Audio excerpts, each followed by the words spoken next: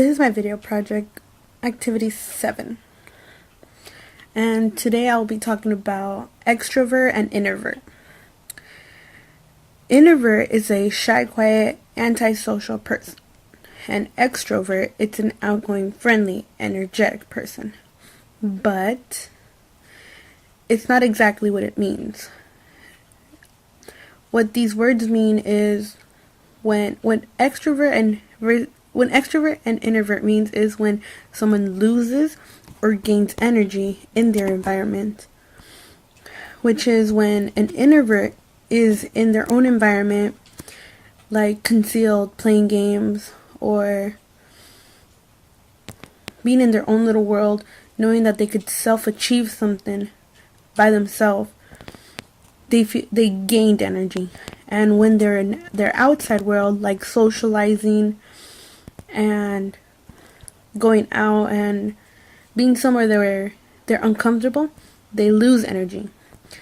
But it doesn't mean that they don't like to go out.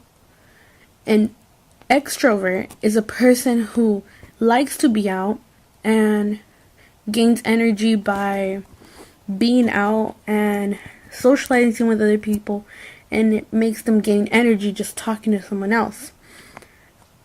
And they lose energy when they're alone because they get bored or they're just not in their own zone. But it also doesn't mean that they don't like to be in their own space, knowing what they're doing by themselves. Well, furthermore, introvert and outrovert are not like black and white. There's always a gray side in the middle. And that gray side, it's called, well, what that gray side is ambivert. It has both qualities, and a person doesn't have to be exactly invert or extrovert for the fact that nobody is one thing or the other. Someone could be a little bit more into the extrovert or a little bit more into the introvert. For example, me and my brother. I am more extrovert. I like to be outside. It makes me gain energy because I'm talking to other people and I'm seeing how everything is in the world, and I like it. But it doesn't mean that I don't like being inside. I do get bored. I do lose energy sometimes because all I can do is sleep. But I do things inside the house. Unlike my brother. My brother, he is an introvert. He likes to be home. He likes his own environment. He's not very a people person as everything, but he likes to be inside. There's days where he goes out, but I feel like he doesn't like it as much, so I feel like he loses power because he always wants to get back home. My last and final concept would be on the Big Five. The Big Five is not about explaining traits, more like describing them. And how this was put up was by Robert McCrae and Paula Costa. The way I remember these traits are by Ocean. And an Ocean would be openness, conscientiousness, extroversion, agreeableness, and eroticism. What these words are is that they can verify to many different things. Like openness. Openness, it could verify to you being totally open to a person, or to be really strictly to what you want to be. Conscientiousness is more of how you are. If you are it verifies to where you are careless to where you are careful. Extroversion verifies from being sociable to being shy and reserved. Agreeableness is it verifies from being helpful and trusting to suspicious and untrusting. And neuroticism is from being calm and structured to being anxious and self-pity. Well, I also have a video for someone else to explain it better than how I am. For many years, the field of psychology has been trying to understand all those personality traits that make you a unique and special little snowflake.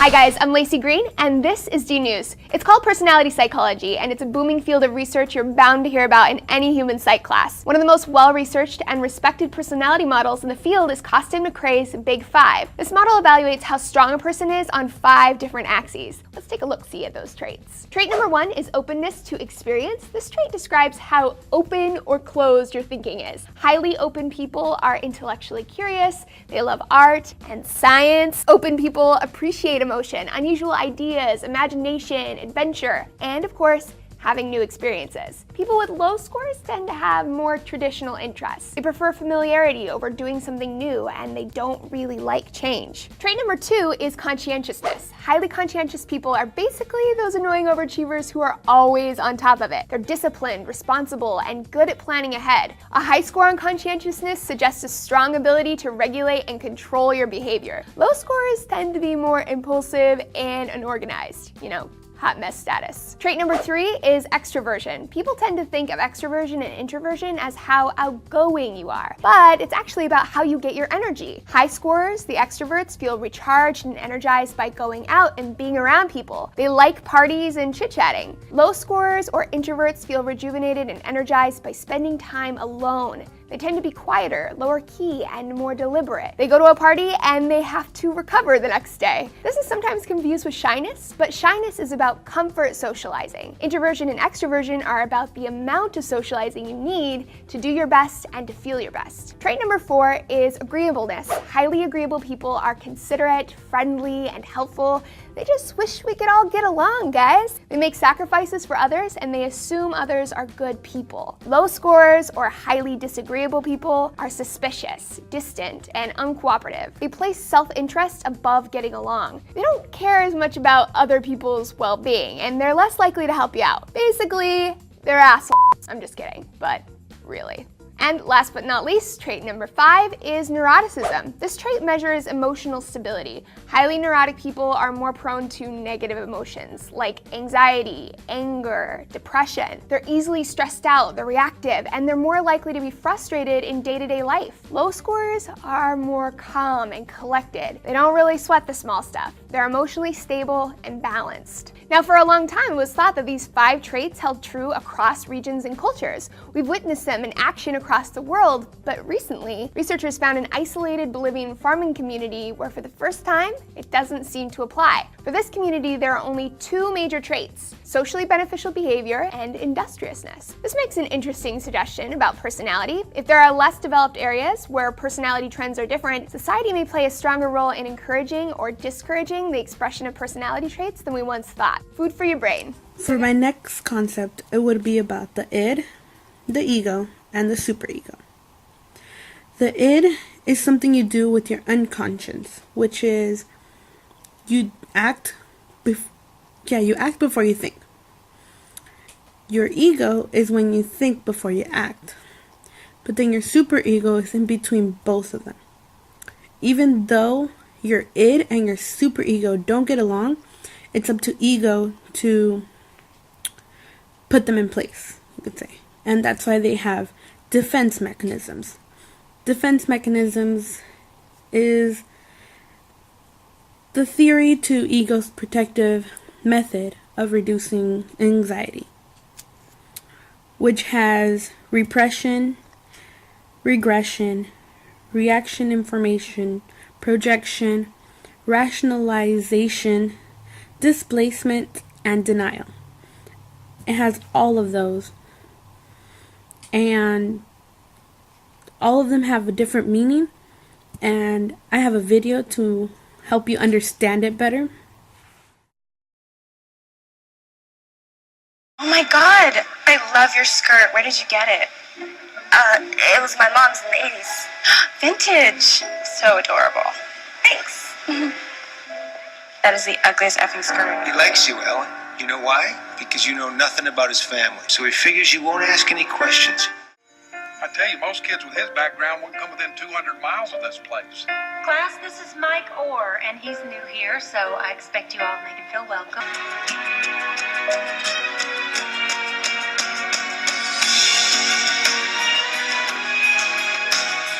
Michael's grades have improved enough that he can go out for spring football in March.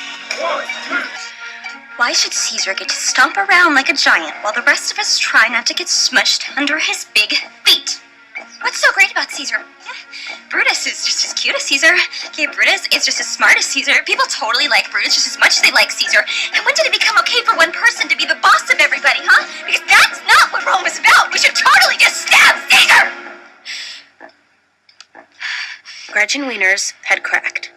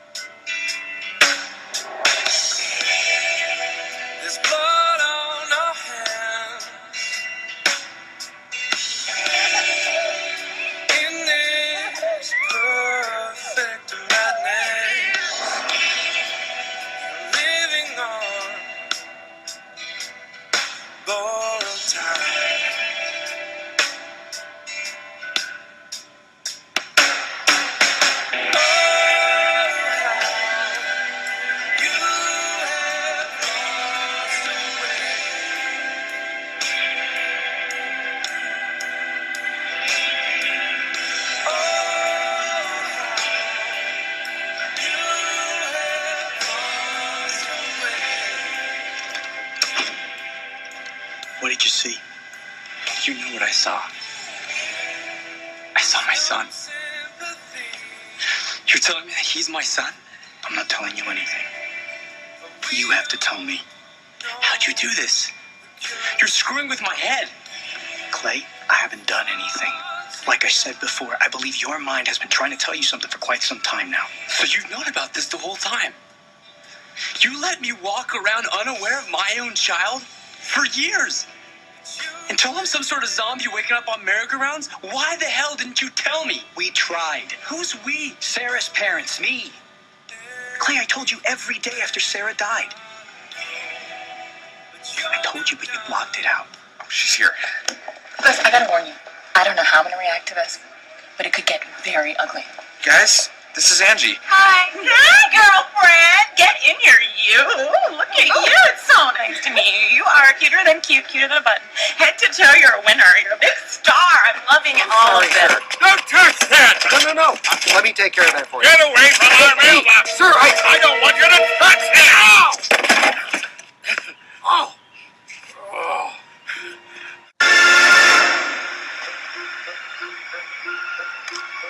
You're not just gonna let him die like that, are you? My shoulder, Rachel. Don't listen to that guy.